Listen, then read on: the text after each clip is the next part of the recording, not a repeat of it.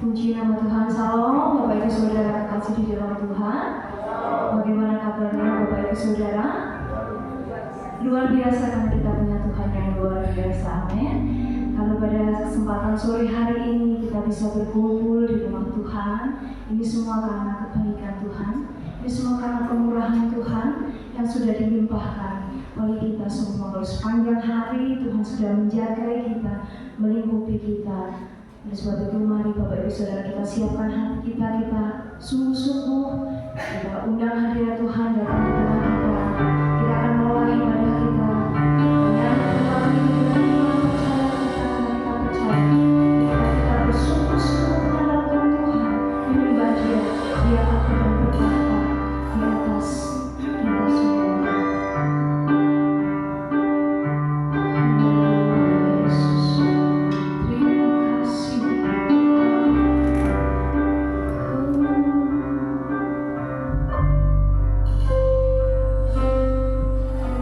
So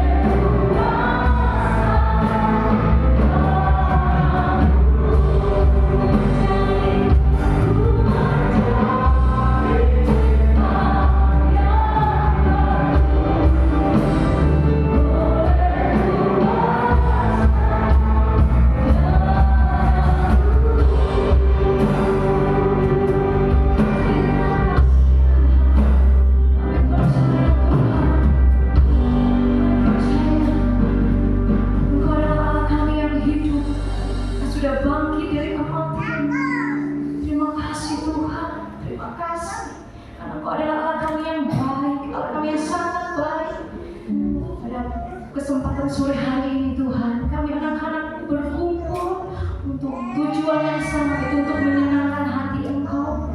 Kembali kami akan ibadah dari awal, pertengahan hingga akhir. Kami percaya Engkau ada dan menyertai kami. Terima kasih Tuhan. Kami siap untuk beribadah pada sore hari ini. Mari sama-sama yang siap beribadah katakan amin. Haleluya. Kemuliaan untuk Tuhan.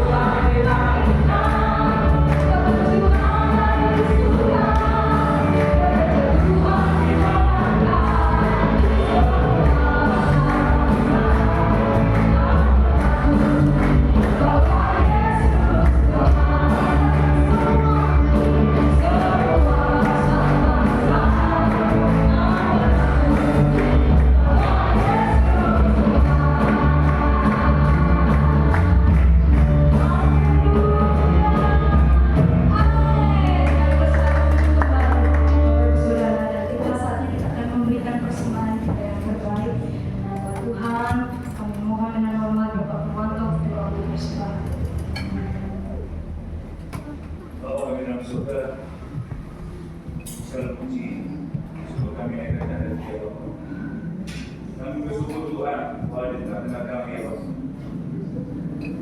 Kami ingin menyenangkan hati ya Bapak. Lalu pujian yang kami naikkan Tuhan. Enggak menjadikan upaya Bapak baru kehadiran ya Bapak.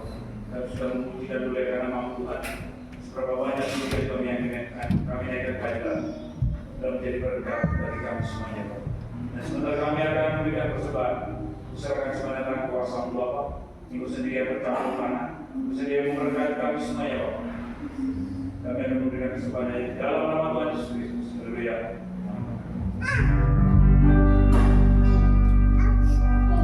Aku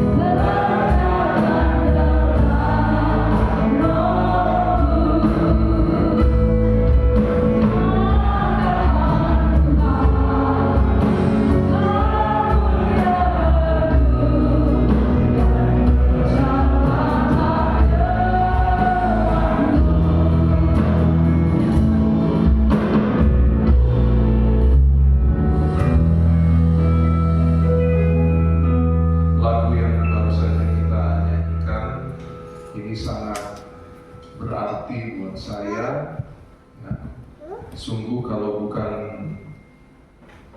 kasih karunia Tuhan, mungkin saya tidak ada di hadapan Bapak Ibu pada sore hari ini. Dan saya merasa bahwa Tuhan telah menyertai, Tuhan telah membawa, Tuhan telah memimpin saya dari tempat saya sehingga boleh tiba di GPTI Eklesia Sumber Brantas. Demikian juga Tuhan yang sama telah membawa, memimpin dan menghantar Bapak Ibu untuk datang ke dalam rumah Tuhan. Jadi saya mau kita menaikkan doa syukur. Terima kasih Tuhan, Engkau sungguh baik, Engkaulah pemimpin kami, Engkaulah nakoda kami ya Tuhan, Engkaulah gembala kami, dan kami adalah domba-domba yang hanya berjalan ketika Tuhan ada di depan kami, yang hanya berjalan ketika Tuhan menyertai kami. Sebab kami percaya kalau Tuhan beserta, maka kami akan tiba di tempat di mana Engkau kehendaki kami ada. Kami akan selamat, kami akan diberkati, dan kami akan mengalami kehidupan yang senantiasa ada bersama dengan Engkau. Puji-pujian penyembahan telah kami naikkan, biarlah semuanya memuliakan dan berkenan akan Engkau, dan saatnya kami akan mendengar firman-Mu. Tuhan, urapi hamba-Mu dan berkati jemaat-Mu. Kami percaya Engkau sendiri yang akan menyampaikan firman kepada kami semua. Bicaralah, kami siap di dalam nama Tuhan Yesus Kristus. Semua yang percaya berkata, amin. Amin. Puji Tuhan, silakan duduk. Bapak Ibu, saya tentu harus menyampaikan permohonan maaf ya, karena saya terlambat. Jadi kelihatannya ibadahnya tadi dimulai tidak sesuai waktu ya. Bulan Januari lalu, waktu saya kesini, ya, entah kenapa ya, menjelang sudah mendekati Sumber Brantas ini, itu mobil saya itu 2 kali mogok ya. Jadi tahu-tahu kehilangan tenaga, lalu kemudian dia lama-kelamaan berhenti. Karena saya sudah merasa ini akan berhenti, saya sempat meminggirkan. Terus saya doa, ya, Di Alkitab katakan kalau dalam keadaan seperti itu, doa itu seperti orang yang berjuang, ya. Dalam nama Yesus, sama istri saya, dalam nama Yesus, Tuhan tolong. Tahu-tahu saya starter, mesinnya nyala, ya. Menjelang semakin dekat ke depan, tahu-tahu mati lagi mesinnya, ya. Lalu saya pinggirkan lagi dan betul-betul seperti nggak ada tenaga. Saya doa lagi. Ya, Tuhan dengar doa saya. Akhirnya mesinnya itu bisa di-starter, lalu tiba dengan selamat di sini. Nah, waktu mau pulang di mobil saya doa lagi ya sama istri saya. Dan ternyata menjelang dekat cobaan tahu-tahu sama terulang lagi. Jadi 3 kali mesinnya itu mati ya Bapak Ibu. Tapi kemudian lanjut sampai di rumah saya dengan selamat. Nah, saya minggu lalu berpikir minggu ini akan kesini. Jadi saya siapkan. Ya. Saya bawa kendaraan saya itu ke bengkel dan sudah hampir 1 minggu ya. Sejak minggu lalu 1 minggu lah ya. Opname di bengkel ya. Dan tadi siang saya diberitahu oleh pemilik bengkelnya, Pak, sudah penternya sudah bisa diambil. Dalam bayangan saya pasti semua sudah baik ya. Dan saya bawa Bapak Ibu. Tadi jam 3 itu saya sudah siap dengan istri saya. Kita doa sebelum berangkat dan ketika kita keluar dari perumahan, ya, jadi masuk di jalan poros itu, ya, tahu-tahu saya merasa bahwa ada goncangan, dan ketika itu juga saya merasa bahwa kendaraan yang saya tumpangi seperti ini ya, jeblok gitu ya, jeblok. Dan sementara masih berjalan tambah pelan, tahu-tahu saya lihat, loh kok itu ada roda gelundung gitu ya di kiri itu ya. Dan akhirnya saya berhenti, saya lihat, oh ternyata ada masalah. Jadi rumahnya roda belakang kiri itu ada masalah, dan kebetulan di dekat situ ada jemaat. Saya minta tolong, saya juga hubungi bengkel yang tadi siang cepat didatangi. Kemudian anak saya datang, lalu kemudian dia bawa sepeda motor, saya tukar, saya naik sepeda motor, saya langsung ke tempat ini. Dan lagu yang tadi baru saja kita nyanyikan itu cocok ya buat saya. Kalau bukan Tuhan yang menyertai, maka kita mungkin akan mengalami perjalanan yang sukar. Ya, tadi di tempat ini waktu saya nyanyi lagu itu tadi saya berpikir, kemurahan Tuhan ya. Coba kalau sampai terjadi apa-apa, ya, itu poros itu jalan yang ramai, itu jalan Walet itu kan yang menghubungkan dari selatan mau ke Batu itu semua kan lewat situ. Ya. Jadi berhenti di tengah jalan langsung macet. Ya, tapi saya bersyukur. Beberapa orang itu kayaknya preman-preman juga ya, masih kenal sama saya. Saya bukan bekas preman ya, tapi karena dekat situ langsung mereka bantu ya, mereka atur kendaraan ya, mana yang lewat. Dan satu lagi yang membuat saya bersyukur, roda yang ngegelundung itu ya Bapak Ibu, itu kalau terus dia gelundung, dia pasti akan nabrak pedagang kaki lima. Pedagang kaki lima itu ada rombongnya. Kalau sampai nabrak rombongnya, entah apa jadinya juga.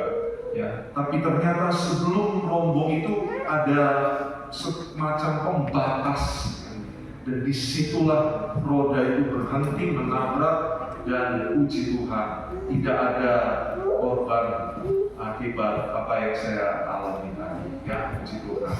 Saya percaya itu juga doa dari Bapak Ibu sekalian, dan Tuhan baik sampai akhir. Amin Bapak Ibu, puji Tuhan. Kita akan masuk kepada firman Tuhan. Saya beri tema God is love.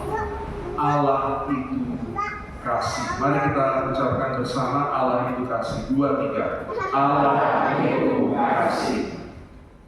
GPDI percaya bahwa ini kan minggu penderitaan Yesus ya Bapak Ibu.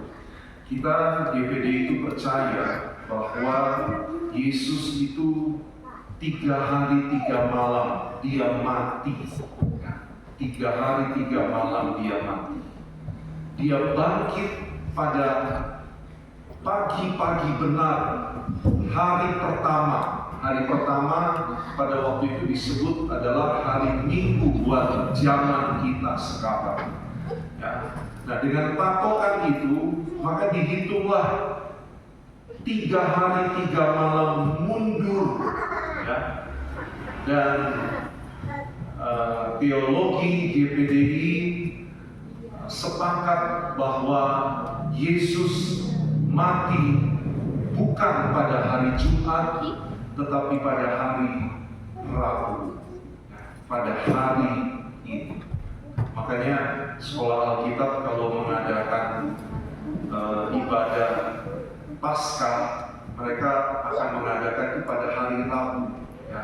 Karena secara teologi GPDI percaya bahwa Yesus mati selama 3 hari 3 malam. Maka kalau dihitung 3 hari 3 malam mulai dari hari Rabu ini sampai kepada Minggu pagi-pagi buta. Ya. Lalu kenapa di penanggalan itu Jumat jatuhnya sampai kemudian disebut sebagai Jumat Agung?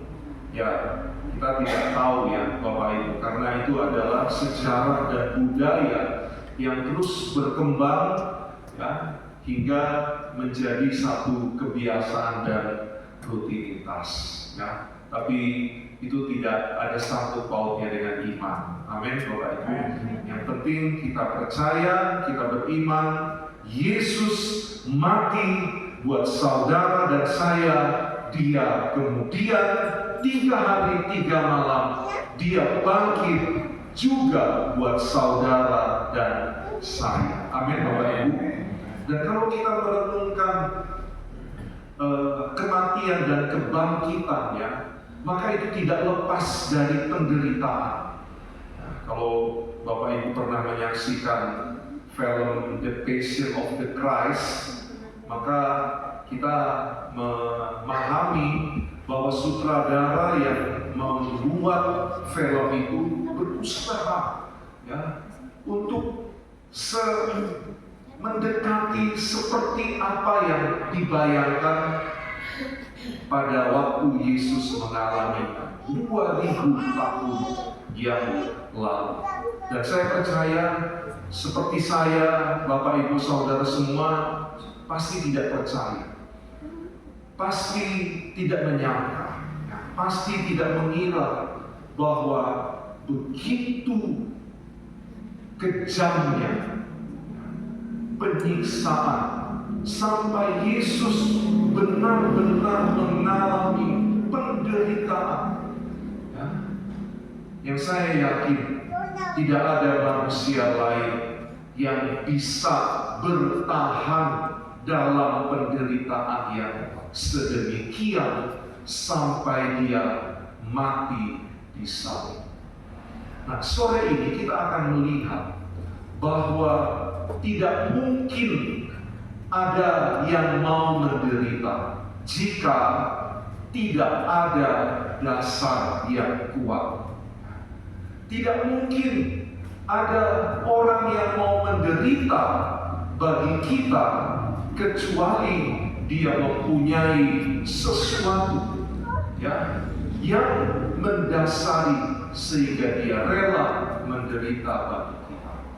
Nah, sore ini kita akan belajar bahwa di balik penderitaan yang Yesus lakukan itu ternyata ada kasih Allah. Yang percaya katakan amin. Ya, hanya oleh kasih maka Allah rela berkorban bagi kita. Saya yakin ini juga menjadi jalan hidup kita. Kalau bapak-bapak, ibu-ibu sebagai orang tua rela menderita, artinya mau berkorban untuk anak-anaknya, bukankah itu karena kasih? Ya.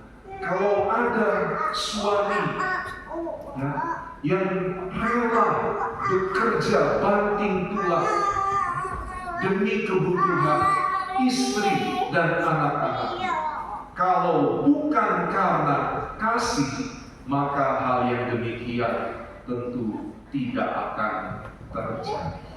Nah, sekarang kita akan fokus, kita akan melihat seperti apakah kasih Allah itu. Kita buka ayat pertama 1 Yohanes pasalnya yang keempat ayat 16. Untuk bacaan ini saya akan mengutip dari versi firman Allah yang hidup. Ya. Nah, di depan ada ya, Bapak Ibu. Versi firman Allah yang hidup. Kita baca bersama ya. 2, 3. Kita tahu betapa Allah mengasihi kita karena kita telah merasakan kasih-Nya, karena kita mempercayainya ketika Ia mengatakan bahwa Ia sangat mengasihi kita. Allah itu kasih, dan siapa yang hidup di dalam kasih hidup bersama dengan Allah, dan Allah hidup di dalamnya. Percaya katakan amin. Ya. Jadi ayat ini mau menyatakan kepada saudara dan saya bahwa Allah itu kasih. God is love. Ya, Allah itu kasih. Kasih di sini bukan berarti itu sifatnya Allah, itu karakternya Allah. Seringkali buat kita kasih itu sifat, kasih itu karakter. Artinya begini, kalau misalnya kita lagi moodnya enak ya Bapak Ibu, maka kasih itu bisa tersampaikan ya. Tetapi moodnya manusia itu enak, kadang gak enak, kadang naik, kadang turun, berubah-ubah ya, labil. Dan seiring dengan sikap yang demikian, maka ketika kita mau berbuat kasih, ya, ketika kita mau memberi, ya, bahkan ada orang-orang yang ketika mau beribadah, mau melayani, itu adalah wujud kasih kepada Tuhan. Tapi kalau lagi kecewa sama Tuhan, ya nggak datang ke gereja. Ya, kalau lagi kecewa dengan Tuhan, ya tidak melayani, ya, Bapak Ibu. Kalau misalnya saya anggap Tuhan itu tidak menolong saya, ya saya pasti mobilnya mogok, ya saya sekalian mogok sudah. Karena apa? Karena mau pelayanan kok ada masalah seperti ini. Ya, itu kalau kita nuruti bawaannya manusia. Ya. Nah, Tuhan tidak punya bawaan, tidak punya mood. Ya, artinya kasih itu memang adalah bagian dari Allah. Amin, Bapak Ibu. Ya, kasih itu selalu bersama dengan Allah. Kalau Allah ada di tengah kita, maka kita akan merasakan kasih-Nya. Amin. Kalau Allah ada di dalam saudara, maka saudara akan merasakan kasih-Nya. Jadi penting kalau kita mau mengasihi, ya kita mau lebih mengasihi istri, kita mau lebih mengasihi suami, mengasihi anak, mengasihi orang tua. Mintalah Tuhan, hadirlah di dalam hidupku. Ya, maka kasih-Mu akan menguatkan aku mengasihi orang-orang yang dekat dengan aku. Artinya, kalau Allah itu kasih dan kasih itu bersama-sama dengan Allah, maka kasih itu tidak dibatasi oleh apapun termasuk waktu. Ya, kita akan lihat Bapak Ibu di dalam Injil Yohanes pasal 17 ayat yang ke-24 ada satu kalimat di ayat ini berkata, sebab engkau telah mengasihi aku sebelum dunia dijadikan. Ya. Kasih itu sudah ada sejak dunia belum dijadikan. Yang percaya katakan amin. Manusia diciptakan ketika dunia sudah dijadikan. Maka dari itu ketika ayat ini menyatakan kepada saudara, kasih itu lebih besar dari apapun. Kasih itu sudah ada sejak sebelum manusia ini diciptakan oleh Tuhan. Sehingga ini menguatkan keyakinan kita bahwa kasih itu adalah Allah. Yang percaya katakan amin. Ya, yang percaya katakan amin. Ya. Nah, kita lanjut ke dalam Kejadian 1 ayat 26. Bagaimana Allah yang adalah kasih itu kemudian mulai berhubungan dengan manusia. Kejadian 1 ayat 26 saya baca dalam versi terjemahan lama. Ya, versi terjemahan lama. Kejadian 1 ayat 26 demikian. Maka firman Allah, baiklah kita menjadikan manusia atas peta dan atas teladan kita. Allah yang adalah kasih itu menjadikan langit dan bumi, menciptakan tumbuh-tumbuhan, binatang, dan semua makhluk hidup. Dan saatnya ketika akan menciptakan manusia, maka skenarionya adalah, skripnya itu adalah, ya Bapak Ibu, jadikan manusia menurut peta teladan kita. Kita di sini berbicara tentang Allah Tritunggal. Kita ini berbicara tentang Allah yang esa. Kita tidak menyembah tiga Allah, ya, tetapi dalam karyanya maka Allah itu menyatakan diri kepada manusia dalam tiga pribadi: Allah Bapa, Allah Putra, dan Allah Roh Kudus. Tapi sesuai dengan firman Tuhan katakan, Allah itu esa. Maka kita menyembah Allah yang esa, Allah yang satu. Cukup satu saja. Yang percaya katakan amin. Nah, ketika Allah menciptakan manusia, maka Allah akan menciptakan menurut peta atau gambar, ya, atau image dari Allah itu, termasuk apa yang tadi kita ikuti bahwa Allah itu kasih. Amin Bapak Ibu. Jadi ketika manusia dijadikan, maka ada peran Allah yang tadi kita sudah sebut, God is love. Peran Allah. Artinya juga ternyata ketika Allah mau merasakan kasih, ternyata Allah ingin ada objek untuk kasih itu semakin. Kalau di dalam beberapa teks, ya, kasih itu seperti atmosfer, Bapak Ibu. Kasih itu seperti satu atmosfer yang bisa dirasakan oleh semua. Ya. Makanya kalau Bapak Ibu percaya, ya, Bapak Ibu yakin, ketika Bapak Ibu datang dari rumah, mungkin Bapak Ibu dalam keadaan lelah, dalam keadaan capek, lalu kemudian hati Bapak Ibu rindu untuk datang ke rumah Tuhan, ya, untuk menyembah, untuk berdoa, untuk mendengar firman Tuhan.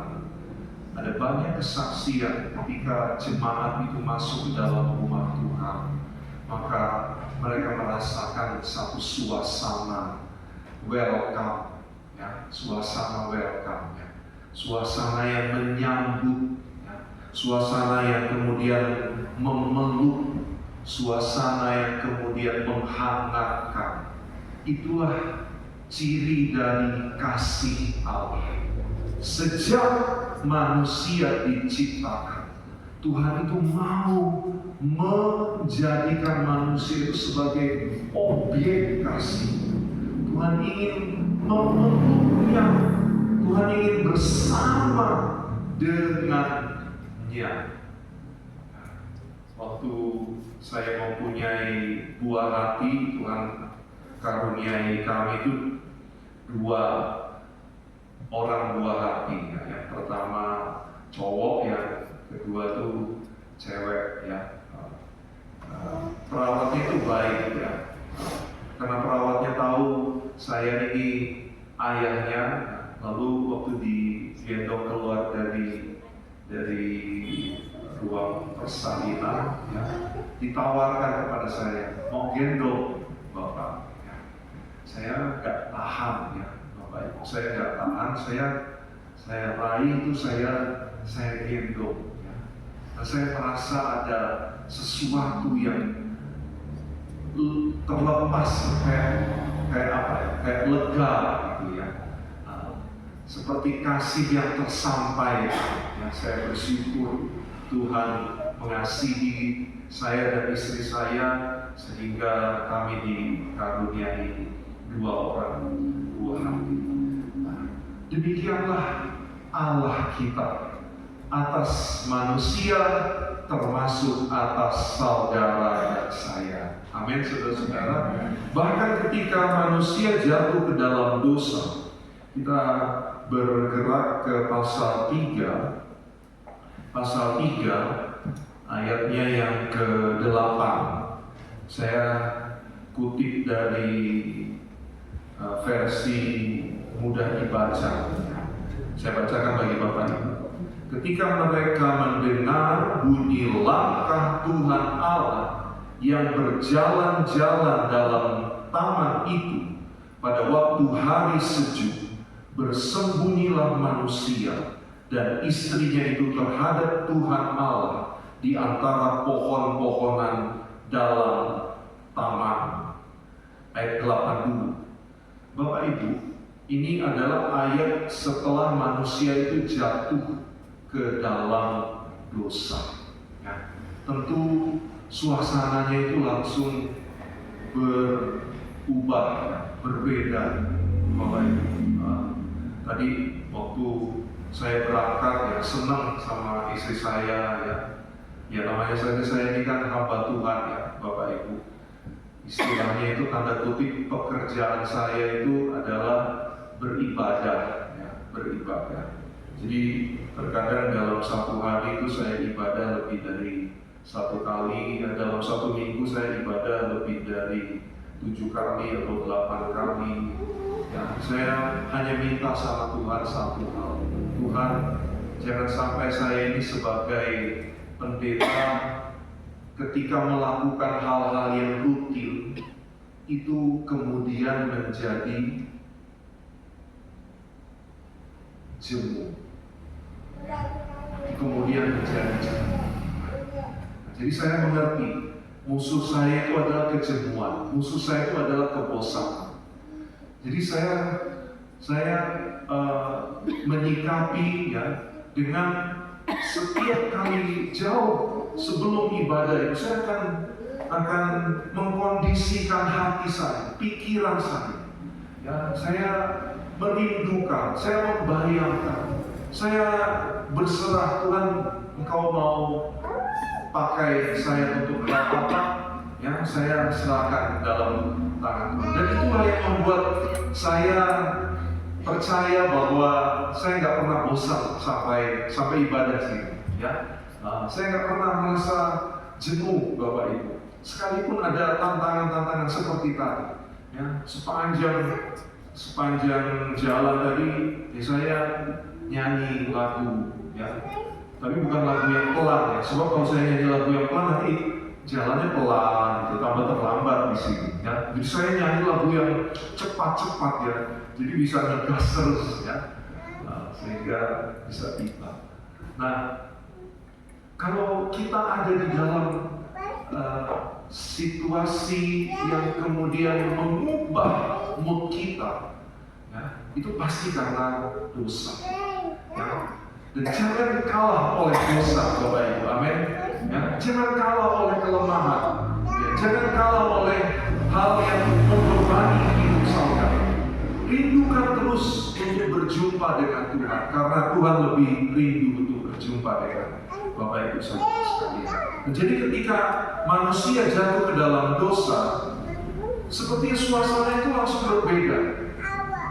Itu buat manusia, tapi buat Allah apa yang dituliskan? Ternyata Allah itu dikatakan berjalan-jalan dalam taman. Bapak Ibu, ketika Tuhan menciptakan manusia, Tuhan juga menciptakan Taman Eden.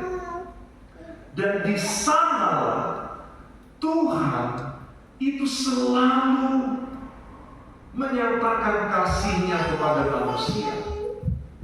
Ya. Jadi taman itu memang satu tempat yang cukup kondusif, ya, untuk apa? Kasih itu dinyatakan. Makanya kan banyak orang-orang muda kalau pacaran di mana? Kalau pacaran di taman, ya. Karena suasananya kondusif, ya, mendukung, apalagi kalau ada bunga-bunga, ya, makanya kemudian ada pantun ketika orang pacaran, ya, si yang laki berkata kepada pacarnya, "Dek, kalau kamu bunga, aku kumbalnya." Ya. Nah, inilah taman. Jadi buat Tuhan itu taman itu betul-betul satu tempat romantis Allah dengan manusia. Ya. Saya coba sampaikan nanti supaya Bapak Ibu memahami Allah itu mengasihi kita itu bukan KW-KW, ya. Atau istilah sekarang bukan kaleng-kaleng. Ya. Allah itu mengasihi kita total 100% full. Makanya ketika manusia jatuh dalam dosa, Tuhan itu tetap berjalan-jalan di taman. Tapi dalam keadaan apa? Dalam keadaan kehilangan. Ya. Sudah janjian sama pacar, ya, jam 5, ya. Saya tadi, ya, Bapak Ibu, sudah janjian jam 5. Ternyata yang ditunggu itu tidak ada. Tuhan sudah janjian dengan Adam dan Hawa. Ternyata Adam dan Hawa tidak muncul. Ya. Tuhan tahu tidak kalau Hawa makan buah dari pohon yang dilarang? Tentu tahu. Tuhan tahu Adam juga ikut memakannya. Dan Tuhan tentu tahu bahwa mereka kemudian mendapati bahwa kemuliaannya itu hilang. Padahal kemuliaan itu adalah pakaian yang menutupi ketelanjangannya. Dan Tuhan tahu semuanya ini. Tapi itu tidak menghilangkan kasih Tuhan kepada manusia. Dalam pengertian yang mendekati bahasa aslinya, ketika Tuhan berjalan-jalan, Bapak Ibu tahu, Tuhan itu mencari sampai menangis. Tuhan berjalan-jalan di dalam taman itu pada waktu hari sejuk. Artinya Tuhan itu mencari dan sampai bahasa kita itu menangis. Sebab apa? Sebab Tuhan tahu dia telah kehilangan kekasihnya. Dia telah kehilangan kekasih. Ini belum soal apakah kemudian Tuhan yang adil itu menghukum. Tapi respon pertama Tuhan itu adalah dia kehilangan. Berikutnya, manusia dan istrinya itu bersembunyi manusia dan istrinya itu terhadap Tuhan Allah di antara pohon-pohonan dalam taman. Ayat 9, tetapi Tuhan Allah memanggil manusia itu dan berfirman kepadanya, di manakah engkau?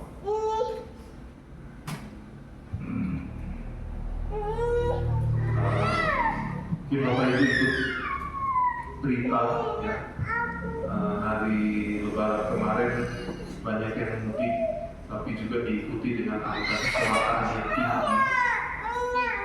Dan awal mudik itu ada satu peristiwa yang mungkin menyedot perhatian kita, di mana ada satu keluarga yang mereka naik kendaraan dan ternyata mereka mengalami musibah. Mobil yang mereka tumpangi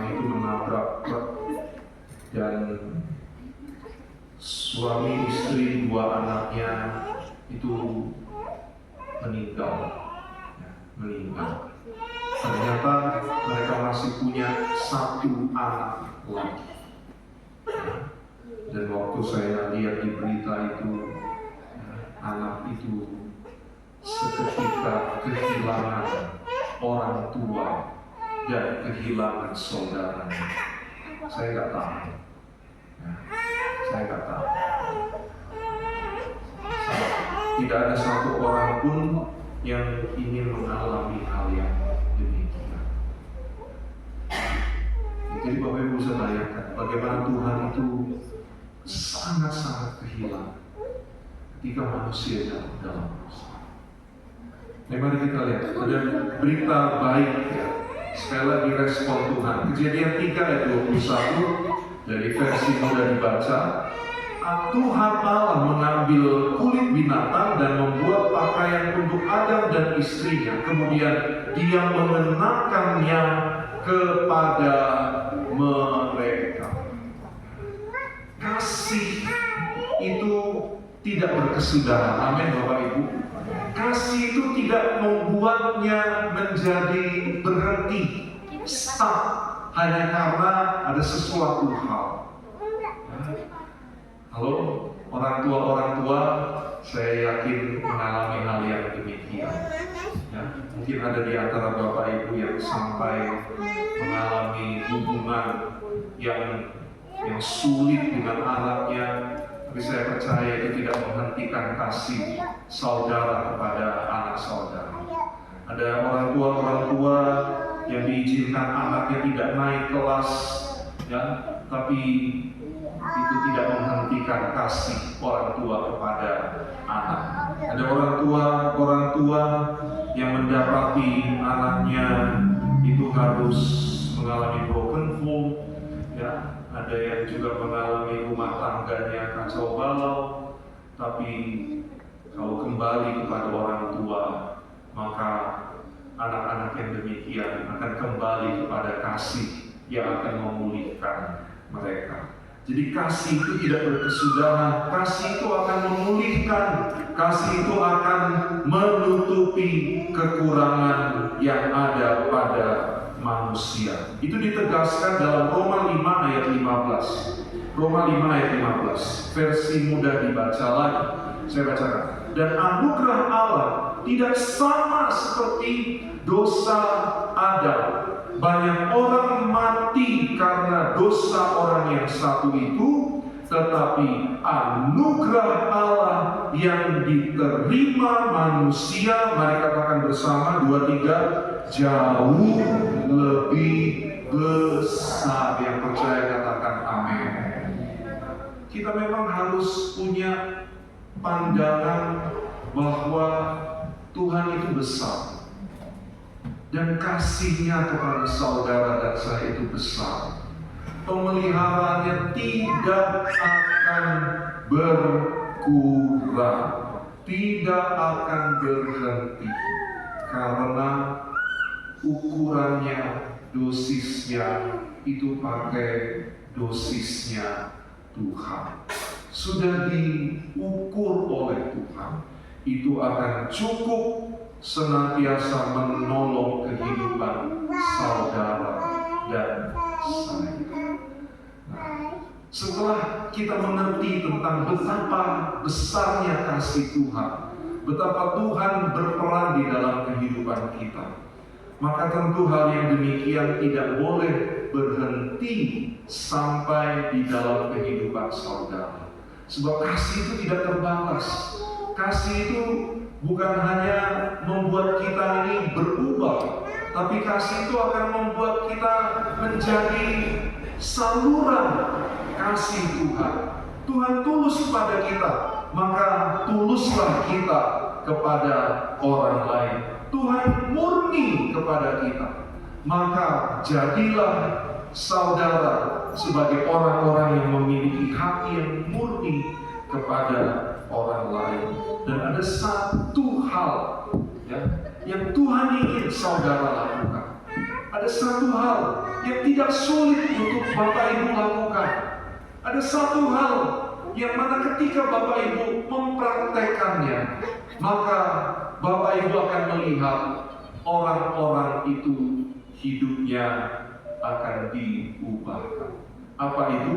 Mari kita buka di dalam Injil Matius pasal 18. Injil Matius pasalnya yang ke-18, ayatnya yang ke-21.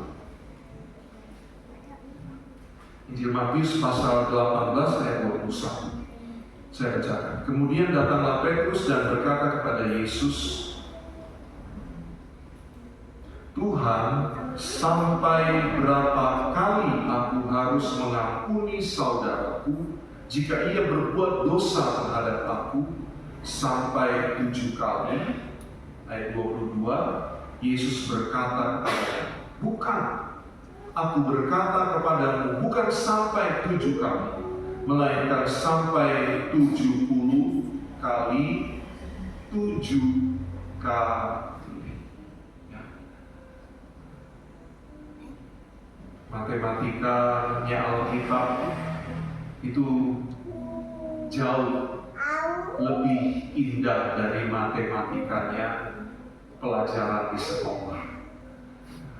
Ketika Petrus berkata, berapa kali?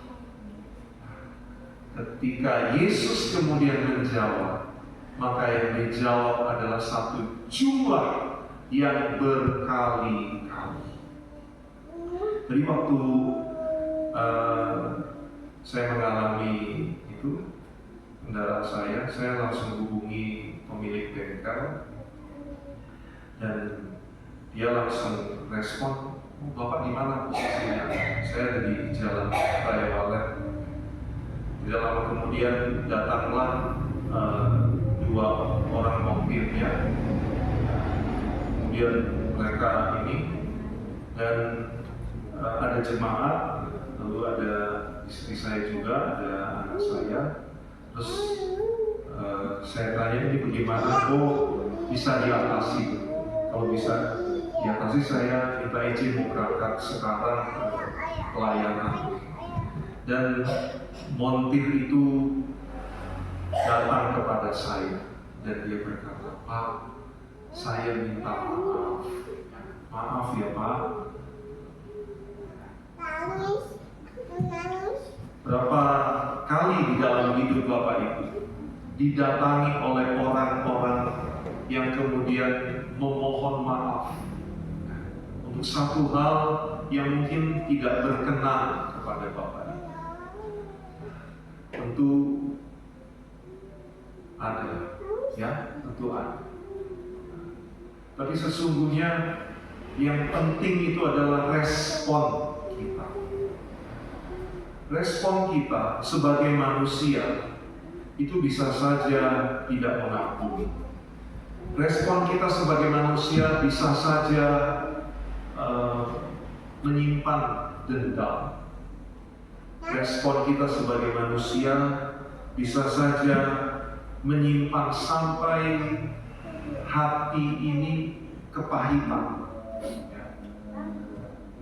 Dan buah dari kepahitan itu pasti adalah tindakan yang tidak dapat dihentikan. Orang kalau sudah nekat, ya, mau mencelakai, mau membunuh bahkan, mau berbuat apa saja, ya, itu bisa saja terjadi. Dari bisa atau tidak mengampuni.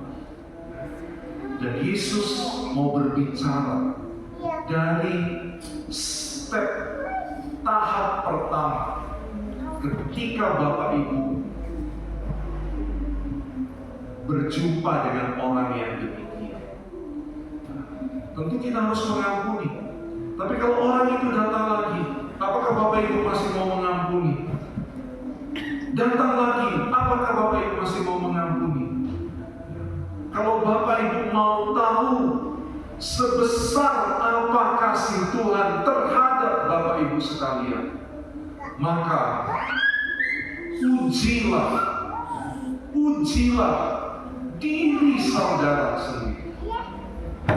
terhadap situasi-situasi yang sedemikian.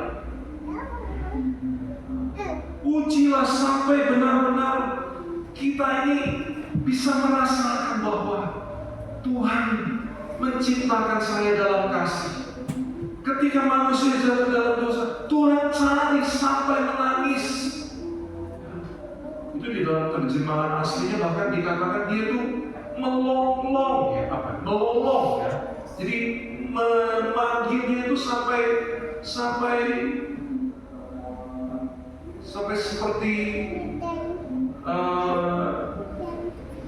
ya harus dapat gitu, harus dapat. Sedemikian itu.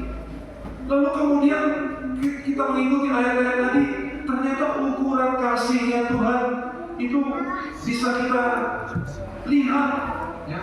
Bisa kita, kalau ukuran itu berdasarkan hitungan, kita bisa hitung. Dan ketika hitungan itu didapat di dalam akal kita, maka kita akan mendapati satu ukuran yang sedemikianlah besarnya kasih Tuhan kepada saudara dan saya. Amin, Bapak Ibu. Ya. Coba sebelum ayat ini ada gambar tentang seorang manusia bisa ditampilkan. Nah, saya akan akhiri dengan ini. Jadi seringkali manusia itu menjalani kehidupannya menurut pikiran, menurut bahkan egonya. Kemana dia mau pergi, apapun yang dia mau lakukan, maka itu tergantung dari kehendak hati. Di satu saat ketika Yesus datang di Taman Getsemani, dia berdoa dengan peluh yang bertetesan seperti darah dan berkata kepada Tuhan, kalau boleh, cawan ini lalu daripada, tapi bukan kehendak yang jadi, melainkan kehendak. Bukan egoku sampai di sini. Dan berbicara tentang ego, sebetulnya itu dimulai dari apakah saudara mau memaafkan atau tidak. Apakah saudara mau melepaskan pengampunan atau tidak. Saya mengundang pemain musik WL dan Sinas untuk kita menyiapkan satu lagu Jadi Seperti. Banyak jemaat itu datang kepada saya ketika mereka melihat suaminya tidak di dalam Tuhan, mereka melihat anak-anaknya jauh dari Tuhan, mereka sudah berusaha mau mengubah bagian keluarganya tersebut, tapi kenapa kok Pak Pendeta mereka masih begitu aja? Ya, memang manusia tidak bisa mengubah manusia, betul Bapak Ibu. Hanya Tuhan yang bisa mengubah. Dan ternyata Tuhan bisa mengubah, itu caranya adalah dengan kasih. Dan kasih Tuhan itu cukup untuk mengubah banyak keadaan. Mereka bangkit berdiri bersama-sama.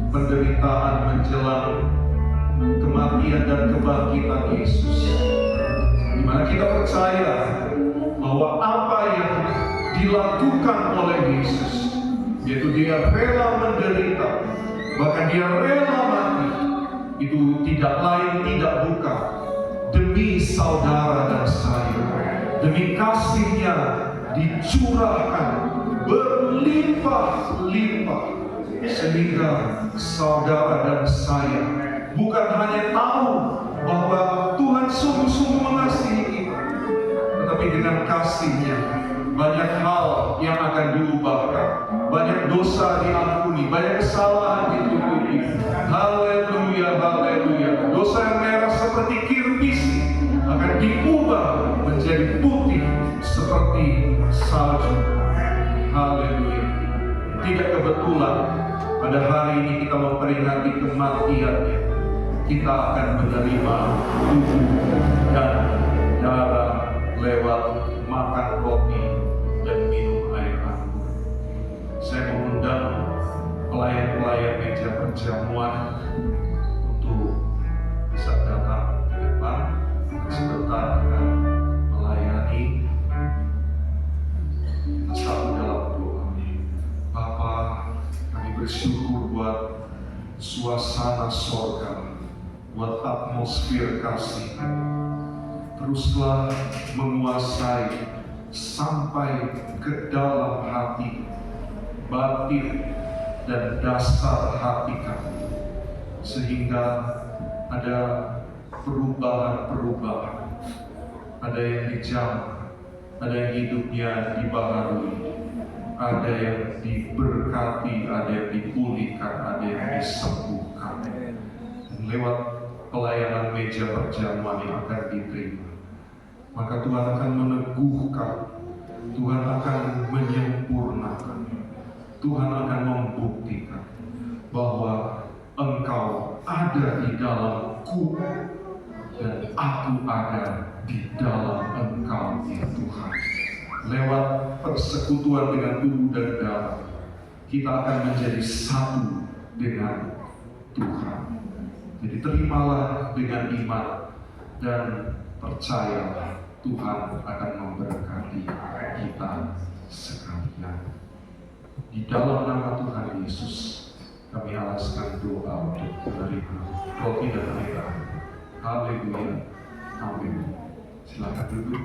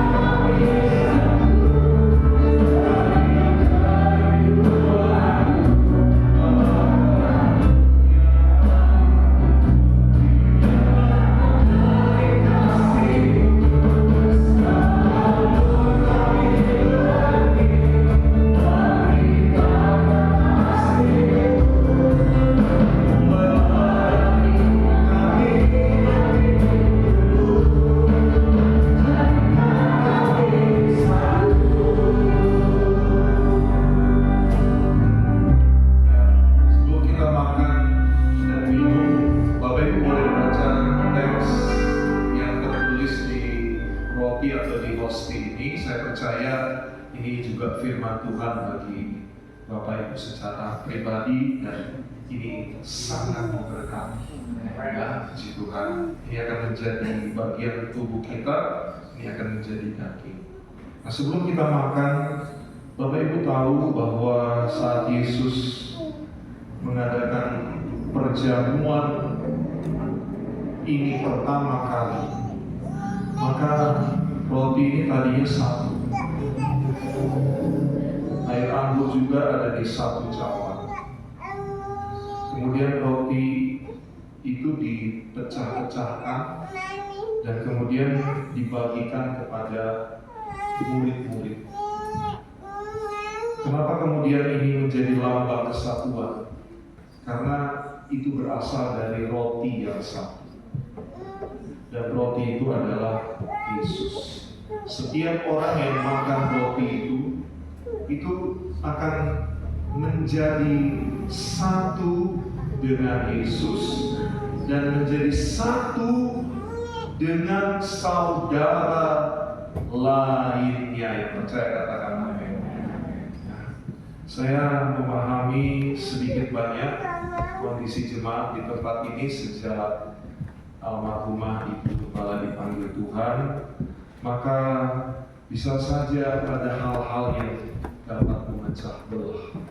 Tapi saya berdoa, kita semua berdoa supaya kalau kita tetap satu di dalam Tuhan, maka tidak akan ada satu kuasa pun yang akan memecah belah. Di dalam Tuhan kita tetap bersatu, di dalam Tuhan kesatuan itu akan semakin memberi kekuatan. Mari kita pegang roti di tangan kanan kita. Sebelum kita makan, saya akan bacakan firman Tuhan dari Injil Lukas pasalnya yang ke-22, dan setelah saya membacakannya baru nanti kita akan makan bersama-sama. Kata Yesus kepada mereka, "Aku sangat rindu makan Paskah ini bersama-sama dengan kamu sebelum aku menderita. Dan aku tidak akan memakannya lagi sampai ia beroleh kegenapannya dalam kerajaan Allah." Ia mengambil roti, mengucap syukur, memecah-mecahkannya, dan memberikan kepada mereka. Katanya, "Inilah tubuhku yang diserahkan bagi kamu. Perbuatlah ini menjadi peringatan akan aku." Kita makan bersama dengan iman demi nama Tuhan Yesus Kristus. Haleluya. Silakan makan.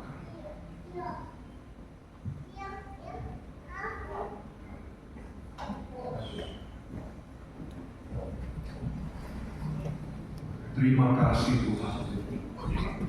Terima kasih Tuhan. Terima kasih Tuhan. Buat tubuh yang kau pecah-pecahkan, kami terima dan menjadi bagian di dalam kehidupan kami, sehingga kami mengerti bahwa kami satu di dalam Tuhan, satu di dalam jemaat. Mari kita pegang cawan air anggur di tangan kanan kita. Firman Tuhan katakan, kita angkat tinggi. Kemudian ia mengambil sebuah cawan, mengucap syukur, lalu berkata, "Ambillah ini dan bagikanlah. Sebab aku berkata kepadamu, mulai dari sekarang ini aku tidak akan minum lagi hasil pokok anggur sampai kerajaan Allah telah datang." Ia berkata, "Cawan ini adalah perjanjian baru oleh darahku yang ditumpahkan bagi kamu." Kita akan terima dengan meminumnya demi nama Tuhan Yesus Kristus. Haleluya. Silakan.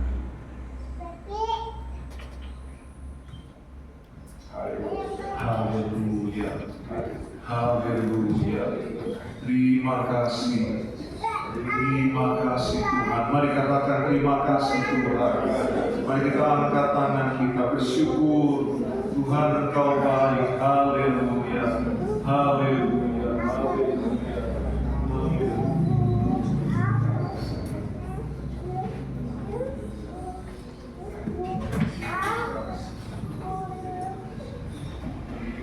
Terima kasih di dalam nama surga, di dalam nama Yesus Kristus. Kami mengucap syukur Tuhan atas segala anugerah cinta kasih. Terutama pada sore hari ini Tuhan, memberikan kami kesempatan untuk melaksanakan perjamuan kudus ini juga ini bukan kebetulan. Ini karena kasih-Mu yang begitu besar Tuhan, Kau akan menguduskan, Kau akan menyucikan Tuhan, Kau akan menyembuhkan anak-anak yang sakit, Kau akan memberi kelegaan di dalam kesesakan kami Bapak. Terima kasih Bapak, berarti hamba-Mu yang sudah menjalankan firman-Mu dan untuk perjamuan kudus pada sore hari ini Tuhan, Kau akan memberkati hamba-Mu Tuhan. Hanya kami berdoa, hanya kami ucapkan syukur hanya di dalam nama Tuhan Yesus Kristus. Haleluya. Amin.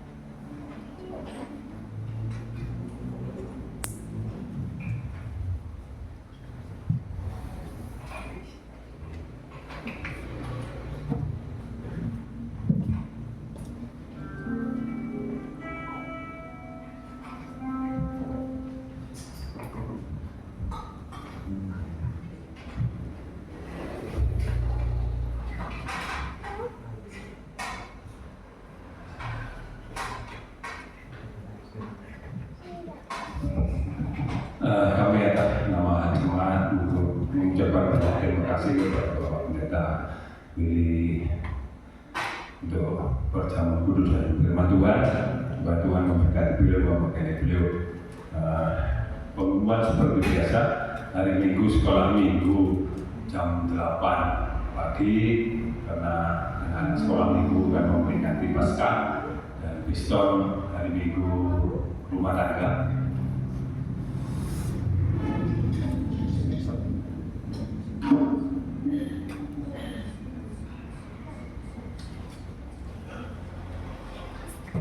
Mungkin orangnya tidak ada, jadi karena kita bukti.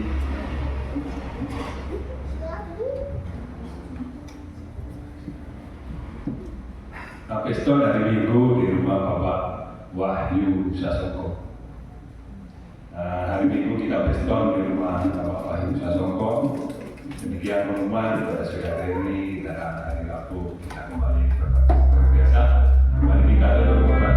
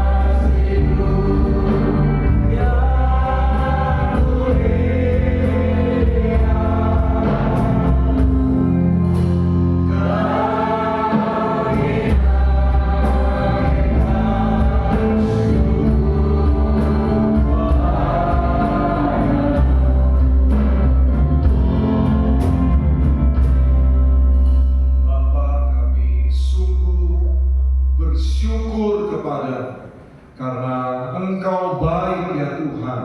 Engkau bahkan rela mati demi keselamatan setiap kami.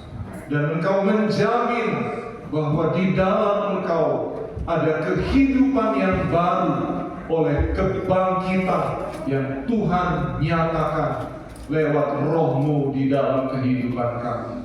Bahkan kami percaya Tuhan, kehidupan baru di dalam Engkau yang kami terima itu akan membawa setiap jemaat GPD Eklesia di tempat ini kepada masa depan yang penuh dengan harapan. Masa depan keluarga demi keluarga, masa depan pribadi lepas pribadi, demikian juga dengan masa depan pekerjaan Tuhan di tempat ini. Kami percaya Tuhan sudah melawat dan memberkati.